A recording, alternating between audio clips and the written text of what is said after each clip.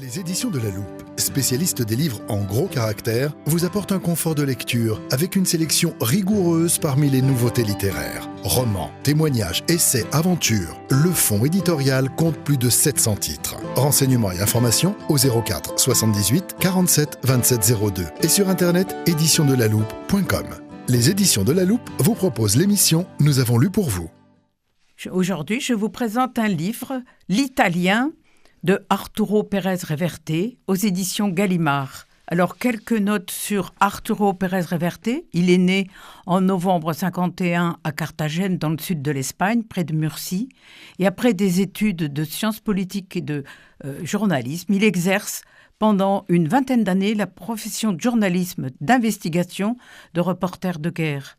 Puis il devient scénariste et écrivain. Il est membre de l'Académie royale espagnole depuis 2003. Et alors, il a deux passions, la mer et les livres. Et son œuvre est abondante. Il a été traduit dans une quarantaine de langues. Et l'italien que je vous présente aujourd'hui est son 29e roman. Alors, je vous cite seulement quelques titres. Les aventures du capitaine à la Triste, une série historique en 7 volumes. Le tableau du maître flamand, paru en 1993. Le maître d'escrime en 1994. Cadix ou la diagonale du fou en 2011. Il a reçu le prix Goya, qui est le prix du meilleur scénario. Il a eu aussi le grand prix de littérature pour policière. C'est donc une figure incontournable de la littérature espagnole contemporaine. Alors, un résumé bref. Pendant la Seconde Guerre mondiale, ou plus précisément dans les années 1942-1943, Elena Arbuez, libraire d'Algésiras au sud-est de l'Espagne, en face de la péninsule de Gibraltar. C'est une jeune veuve et son mari a été tué au cours de l'attaque sanglante anglaise contre la marine française à Mers-el-Kébir. Et donc, tout d'un coup, elle voit son destin chamboulé par le hasard. Lors d'une promenade sur la plage, tout près de chez elle, Elena découvre le corps d'un homme allongé sur le rivage, rejeté par la mer. Il est gravement blessé. Et sans réfléchir, elle le ramène chez elle. En lui sauvant la vie, elle se retrouve impliquée dans des opérations militaires de sabotage et s'expose donc à des risques dont elle ne mesure pas l'ampleur. Cet homme, c'est Teseo Lombardo, qui appartient à un groupe de plongeurs de combat italiens qui s'infiltrent par la mer dans le port de Gibraltar sur le dos de torpilles autopropulsées pour déposer des charges explosives sous les bateaux ennemis. Et qu'est-ce qui motive donc Elena à recueillir cet homme ? Est-ce le goût de l'aventure, le défi, le secret, ou encore pour venger son mari ? Elle décide de participer secrètement aux opérations de sabotage. Elle franchira plusieurs fois la frontière jusqu'à Gibraltar, qui est territoire britannique, où le danger l'attend, oubliant ses livres et la vie de solitude à laquelle elle pense être condamnée. Alors, penchons-nous sur deux personnages principaux. Teseo Lombardo, qui est un Italien d'origine vénitienne. Il est d'une beauté qui est comparée à une statue grecque. Il est sportif, athlétique, sourire éclatant, yeux verts, une grande maîtrise de lui-même et la pureté de ses sentiments en font un personnage très séduisant. Il appartient donc, comme je vous le disais, à de redoutables commandos italiens, le groupe Casa Maggiore. Il se déplaçait donc par deux à Califourchon sur ces fameuses torpilles appelées Mayal.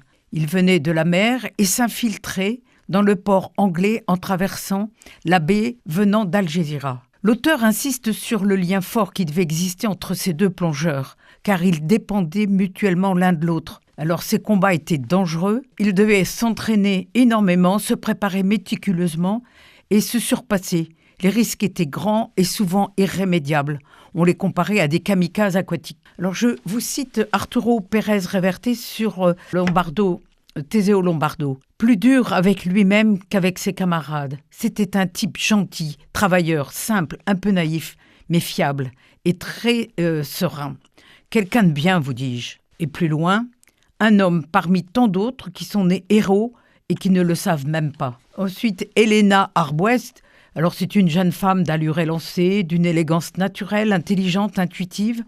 C'est une femme de culture qui aime les livres. Elle a reçu une formation grecque et latine.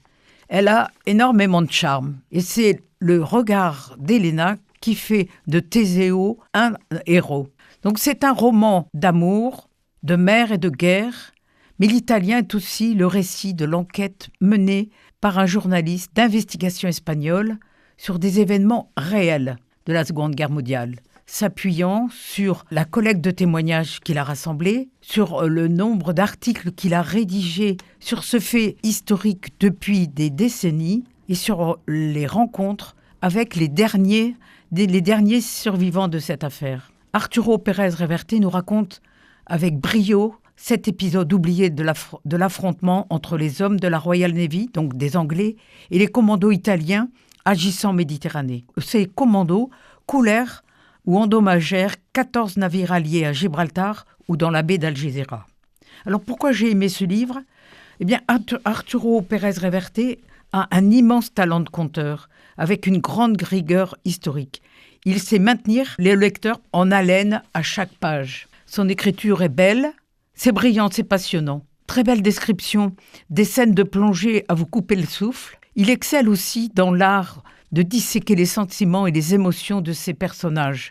Il met à l'honneur de belles valeurs telles que l'héroïsme. Il éclaire un pan méconnu de l'histoire. Il mélange d'ailleurs l'histoire et l'imagination. On le compare d'ailleurs à Alexandre Dumas. On l'a surnommé le Dumas espagnol. Il décrit avec brio la complexité de cette péninsule stratégique qu'est Gibraltar. C'est donc un roman de guerre, un roman de mer, mais aussi une superbe histoire d'amour. Merci Geneviève. Moi, je vais vous présenter Ouris. Ouris est le livre de Kamel Daoud. Vous en avez tous sûrement entendu parler. Il est paru chez Gallimard en août 2024 et a reçu le prix Goncourt en novembre de la même année. Depuis, nous en entendons régulièrement parler. Il suscite de nombreuses polémiques. Kamel Daoud, auteur algérien réfugié en France, parle d'une période dont on n'a théoriquement pas le droit de parler. Et c'est justement, au-delà des polémiques, j'ai quand même choisi de vous présenter ce livre parce qu'il nous fait découvrir une période de l'histoire contemporaine que j'avoue, je ne connaissais très peu. La guerre civile en Algérie dans les années 1990-2000. Une guerre qui opposa les militaires au pouvoir au Front islamique du salut, autrement appelé les fous de Dieu. Une période de grands massacres faisant de nombreux morts et qui prendra fin dans les années 2000 avec la Charte pour la paix et la réconciliation nationale. Une guerre dont il est interdit de parler dans ce pays sous peine de prison.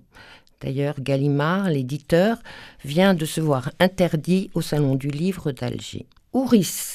Qui est Ouris ? Ouris est l'enfant que porte Aube. Nous sommes le 16 juin 2018 à Oran. Aube a 26 ans. Elle habite dans le joli quartier de Miramar, au bord de la Méditerranée, où elle tient un salon de coiffure. Mais aujourd'hui, Aube est inquiète. Elle a fait un test de grossesse, il est positif. Elle est sûre, c'est une fille. Elle l'appellera sa Ouris. Dans le Coran, les Ouris sont les vierges qui accueillent les gens au paradis. Ce bébé caché est sa Ouris.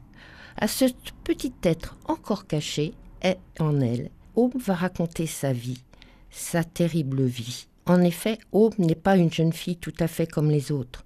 Sous le foulard qu'elle porte autour du cou se cache une vilaine cicatrice. Aube est née 2 fois. La première fois, le 21 avril 1984, à Aïn Tarek, près du village de Hadj-Shekala, dans les montagnes.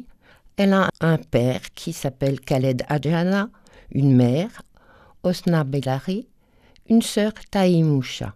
Une famille paisible de fermiers dans un petit village entre la ville et la montagne. Aube est née une 2e fois, le 1er janvier 2000, quand on lui sauva la vie.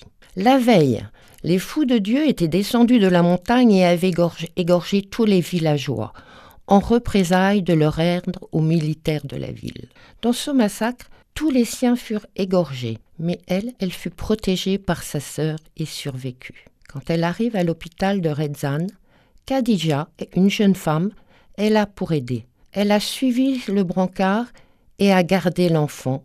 L'enfant avait 5 ans et une énorme cicatrice allant d'une oreille à l'autre, les cordes vocales tranchées. Elle serait muette et respirerait avec une canule. En 2005, lorsqu'elle a 11 ans, on organise un vote dans le pays, une loi de réconciliation pour mettre fin à la haine et pardonner aux tueurs. On doit oublier les horreurs, on ne doit pas en parler. Aube se pose des questions. Elle a cette cicatrice. Est-elle une enfant née avec une difformité ou cette difformité pouvait-elle être l'histoire d'une guerre en Algérie ? Avais-je été égorgée par un terroriste la nuit du 31 décembre 1999 à Tchekala ? Ou n'était-ce que la trace d'un accident de voiture ? Aube, entourée de sa mère Khadija, réussit à vivre. Mais aujourd'hui, pour ce petit être niché en elle, Saouris, elle s'inquiète. Les prêches de l'imam dans la mosquée face à ce salon de coiffure sont de plus en plus virulents. Quelle place pour les femmes ? Aube a besoin de renouer avec son histoire et profitant des 3 jours fériés de l'Aïd, elle quitte Oran pour reprendre le chemin d'Ad-Tchekala. Elle, la jeune femme muette de 26 ans, a une envie irrésistible de tout raconter à Saouris. Sa route va être longue et pleine d'embûches. Un parcours compliqué pour une femme seule, en pantalon, dans un pays où la loi coranique s'applique de plus en plus. Mais c'est aussi l'occasion de belles rencontres. Aïssa Gari, le routier handicapé, lui aussi victime de la guerre, et qui sillonne le pays avec son camion librairie. Et surtout Aram. L'Aram, la femme aux cheveux rouges.